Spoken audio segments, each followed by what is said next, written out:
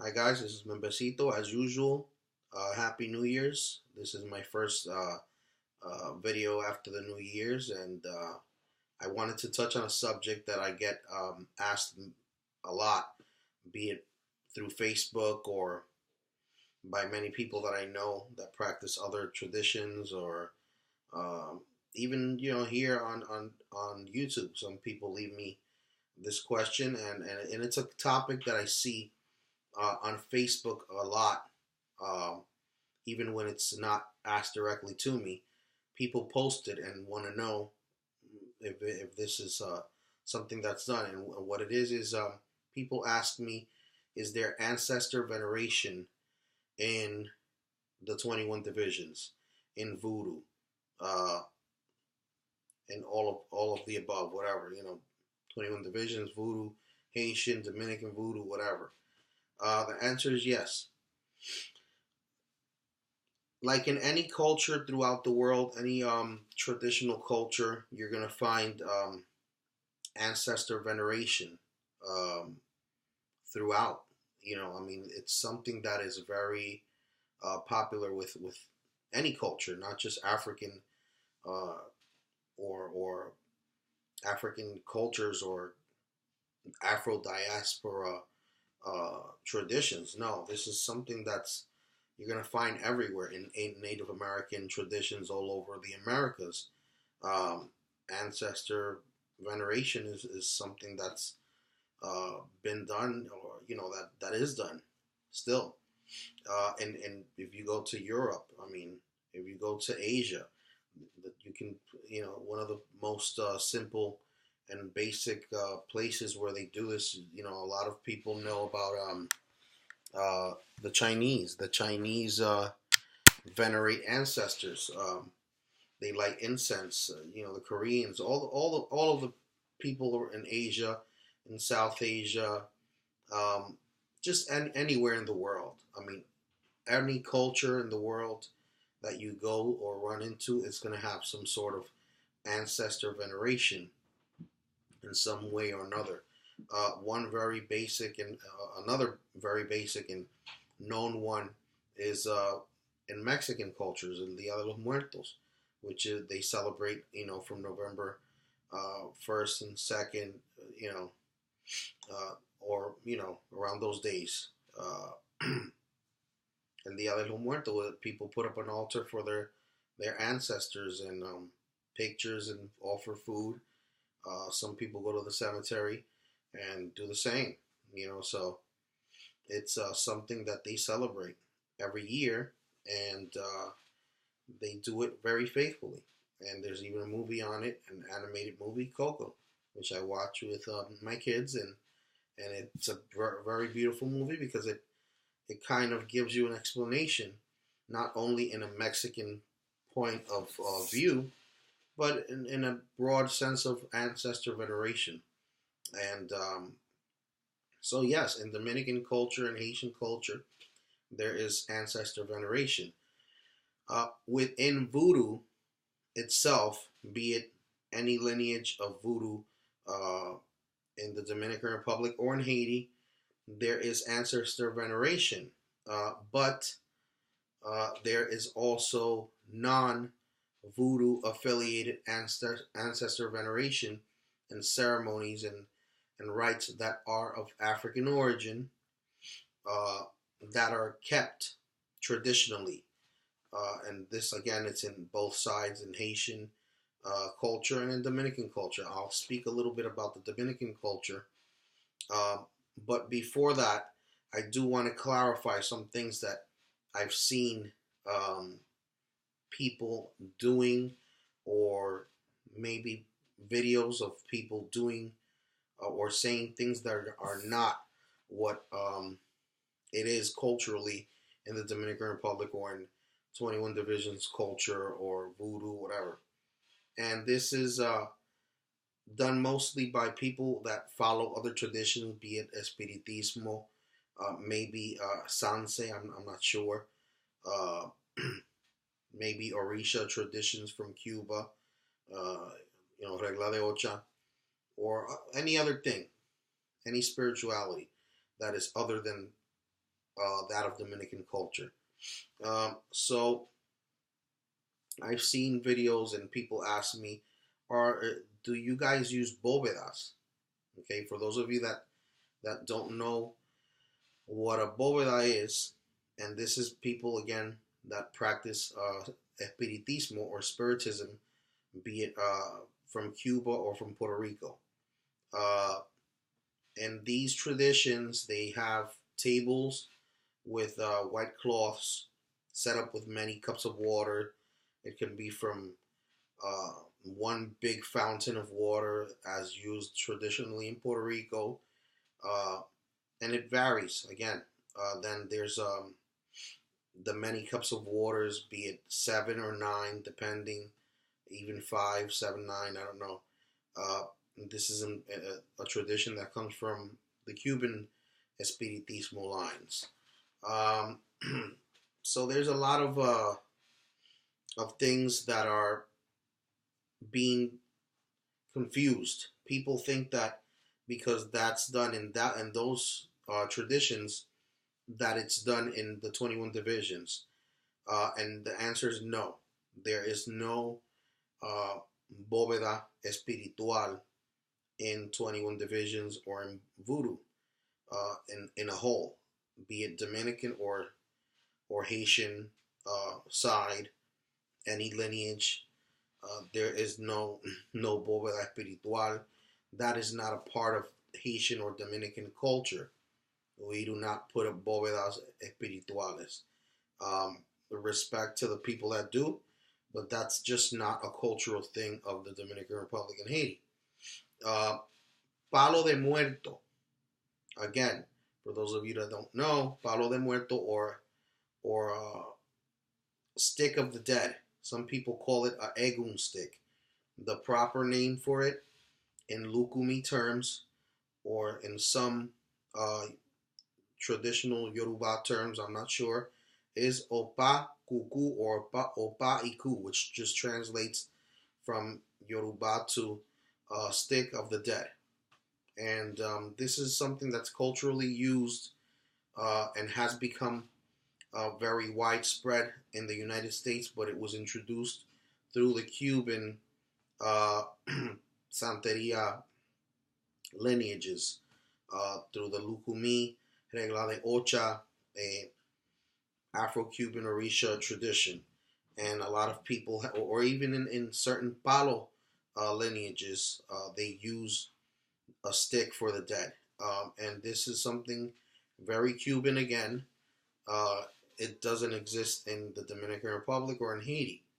Now, I will say, this is another thing. That stick that a lot of people see, that a lot of people use as an egun stick, with the snake wrapped around and the face, that is actually, and they sell it in a lot of botanicas, that is actually of Haitian tradition. That stick, it's carved in Haiti. It's something that they export from, they import from Haiti to sell in a lot of botanicas. And, because it looks nice, people have taken it for the use of egun sticks or palos de muerto. Okay? Now, that is just art in Haiti. A lot of people use it even in Haitian or Dominican voodoo ceremonies, but for other things. It's just a stick. So it's a stick that a Loa would use in a ceremony, or it represents something else. But so that's just talking about the stick itself, the carved stick. There are maybe other carvings from Africa that they sell now in African shops, etc. Some people take a stick from the monte, from the forest, for these things. So again, that's all Cuban culture that is now spread into the United States spirituality or Afro spirituality movement, and again, nothing to do with Haitian or Dominican voodoo traditions. So again, in the 21 divisions, we do not have bóvedas. espirituales, or tables with cups of waters, uh, pictures of ancestors and stuff like that, or a stick symbolizing the dead or to call the dead. None of that. That is not a part of it. So if you see videos on YouTube saying that this is part of the 21 divisions, or Haitian or Dominican voodoo, or anybody that says this is part of it, it's not. I'm sorry, but it's not. Uh, Bóveda, if you happen to be a practitioner of these traditions, okay, and you have and you practice 21 divisions, those are things that go completely apart, okay, because the in the 21 divisions we worship the Loi, okay, we venerate the Loi, and we work with the Loi, and the Loi are not spirits of the dead. So a Bóveda doesn't go together with an altar of the 21 divisions, or with things of the Loi. So no, it should go completely apart. I mean, it's nothing to do. So again, I just want to address that because a lot of people have been asking me this, and no, this is not part of the of Dominican or Haitian culture. Bóveda in the Dominican Republic is overground tomb, the chambers where people are buried. And in the Dominican Republic, like in New Orleans, here in the United States, and maybe other places in the South, I'm not sure, and in Latin America, we do, and here in New York also, people with a lot of money do it, because here it's expensive. You see the overground tombs, and this is done, in a lot of places again. The overground tombs have vaults where the bodies are put in, and this is what a bóveda is in Spanish. In Spanish, these are called bóvedas. So the name bóveda, I don't know in Cuba how it came to be. I mean, I can see why it came to be bóveda espiritual, because it's representing an ancestor chamber, but it's in your house. But for Dominicans, again, the bóveda is the overground chamber where the dead are buried at the cemetery. And usually these overground chambers have a room where pictures of the people buried there, the dead, the ancestors, are put up, and usually the room has which we call the nicho. The room is called, no, I'm sorry, not a nicho. The nicho is a niche where the leftovers of the deceased are put in after it decomposes. So because these vaults are being reused, so once one body is decomposed, they take out the remains and they throw everything in a niche, in the niche, the nicho. Okay, so in the room, the main room, the altar room, the nicho is under the altar table. It's like a table made of cement, and the nicho where all the remains are put is under.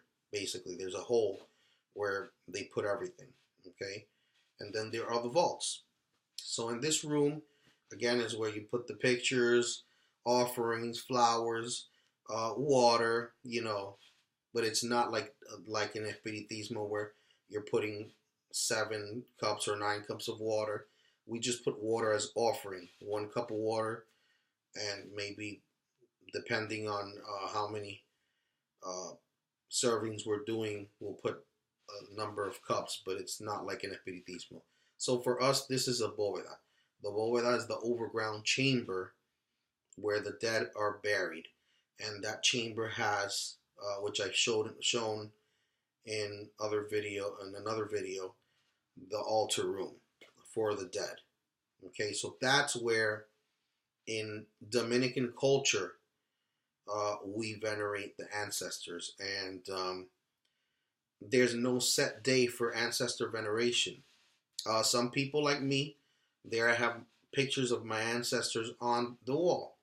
So whenever I feel like it, or if they tell me in a dream, I'll light them a candle. I'll put a glass of water or something for them, coffee. But it's not something that I'm serving them all the time, because in Dominican culture, the dead are basically left alone. Okay, so there is a day in which we attend these ancestors, and that's on their death anniversary, maybe on their birthday that they had when they were living, uh, but mostly on their death anniversary. And of course, in most Haitian Dominican tradition, on All Souls Day, which is November 2nd. And we do that from November 1st to the 3rd, and sometimes we take the whole month of November for this, um, for venerating the ancestors. So in certain family traditions, there is something called velación, or banco, or levanta muerto, which I've spoken about before. And these are things that are done in honor of the maybe a certain ancestor that wanted this, and left instructions in life, or came via dreams to tell an ancestor that they wanted this, or it can be a family tradition that they do for one ancestor or various, to just incorporate it for all of the ancestors of that lineage or family. And they do this yearly, sometimes every 2 years or every 4 years, depending on the economic situation and the facility of doing it. And these ceremonies are usually a feeding of the dead, where they may kill certain animals, and the animals are used to feed the people that are coming to the ceremony, the family, and of course portions are put to the spirits on their altar.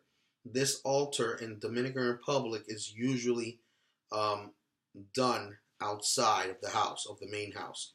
So it can be in a rancho or kiosco that is already in place, or they build a temporary one for the altar, or the purpose of the altar, outside of the house, in the yard somewhere, or it could be in the enramada, which is like a covered yard, basically. And it's done outside of the house, basically, the altar. And all the offerings are placed. They do a hora santa, which is a prayer. And, there's palo de muerto, which people play, which is the music for the dead, with the drums, the palo drums. And basically, it's a sequence that's done, depending on the tradition. Some people do it at the end of the year, the first year of the person dying, which is called Cabo de Año. And then this Cabo de Año is done in certain families every year. In certain families, it's just done for that first year of the death anniversary. Then, after the Cabo de Año, is the Banco de Muerto. And this is the final farewell, where they do, like I already said, the altar, the feeding, and other ceremonies, the playing of the drums. The whole family partakes. And this is done depending on the economic situation, could be on the 3rd, 5th, or 7th year. In certain cases, the banco is done annually after that, as a tradition. It depends. Some people like to do this. In my family, it was done yearly, and it is done yearly, but sometimes we are not able to do it every single year. So, but we still do a feeding of the dead. So, in certain families, it's done every year, and it's done for the ancestors of that family lineage in general. In some cases, it transfers over to the traditions of voodoo, of 21 divisions, whatever. In this case, uh, they honor the person, the priests of that lineage that came before. So you honor that lineage that came before you in your temple, in your altar, but not in the same altar. There's some people that do have um, in Dominican Republic pictures of the person that initiated them if they're dead, uh, and they'll have it like somewhere near the altar, and maybe with a cup of water, and they'll put flowers to it occasionally, or they'll do the Cabo de Año celebration. Sometimes people inherit altars from somebody. It could be a family member or from the person that was their mentor or spiritual teacher, etc. Uh, and they will put the picture of that person up near the altar, not on the altar with the loa. Okay, so that's another thing. And then, of course, there are ceremonies that are done for people when they die in voodoo. In Haitian tradition, and they call it bohum. In the Dominican Republic, of course, it's other names depending on the region. Like I mentioned, banco, etc. So, but again, this is a tradition that is done just regular. Anybody can do it. It's an African tradition that we inherited all over the island, and it's just something that is cultural. So it's not part of the voodoo tradition, but it is. So it is, and it can't, it can be or might not be. So a person that doesn't follow 21 divisions spirituality uh, may still celebrate a Cabo de Año or a Banco, etc., etc. Now, in Espiritismo or in Orisha related traditions of practice here in the United States, on Mondays people usually tend to their bóvedas espirituales, etc., etc. Um, that's not the case in Dominican culture. In Dominican culture, they do these ceremonies only when they do it. So it can be once a year, uh, and kind of like that.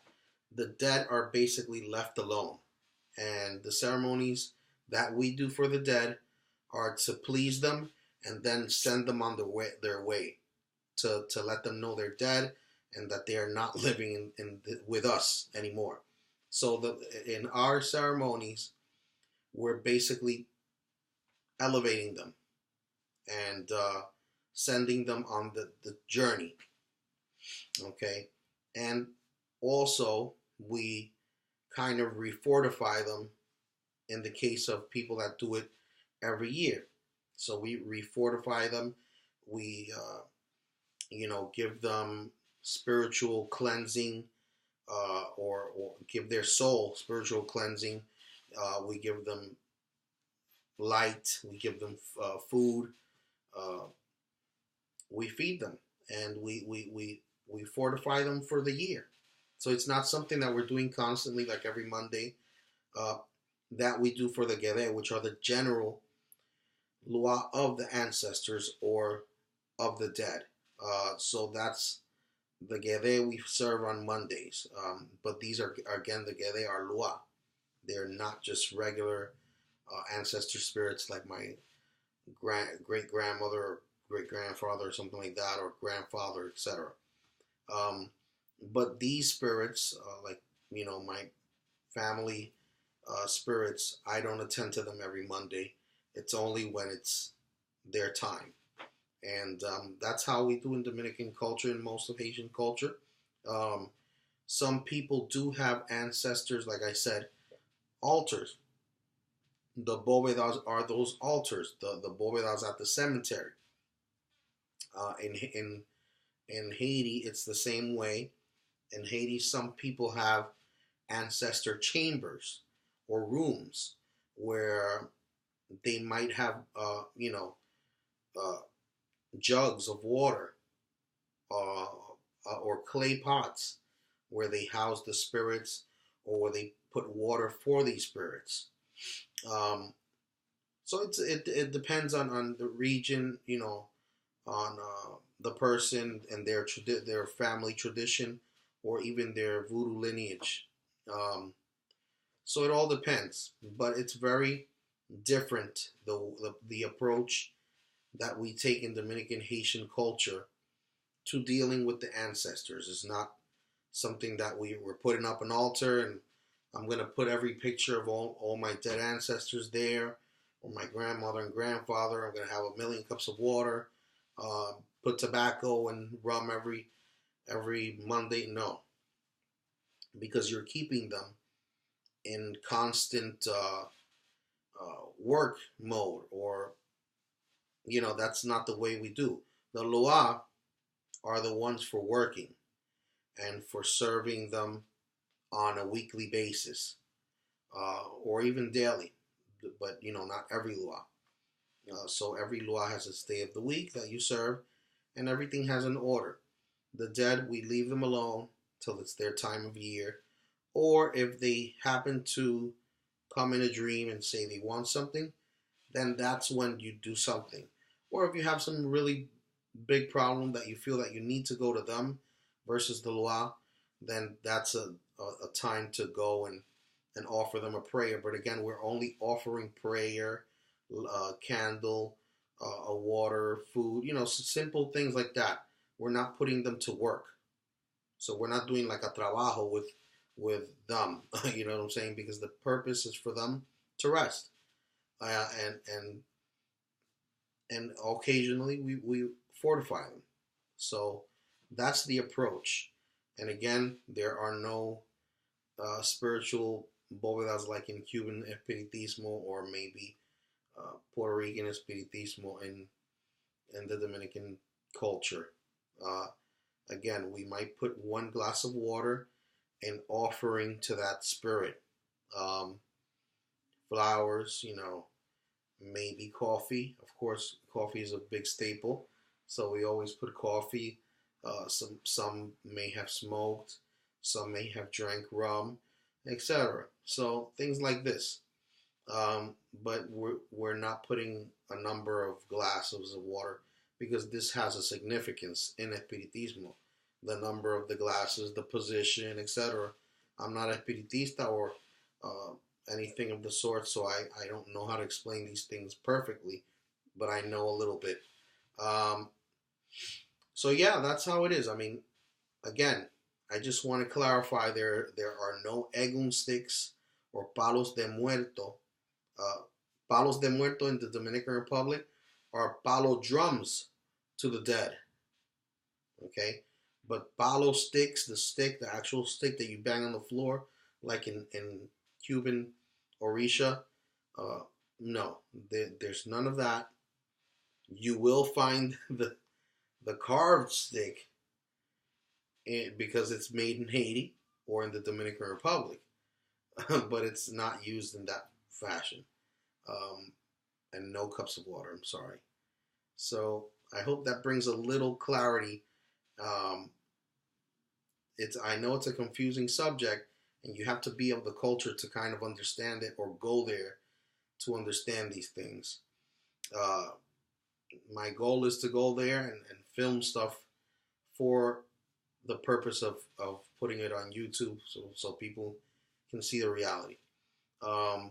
So maybe that'll be a New Year's resolution, and I can do some of that. Again, gracias a la misericordia.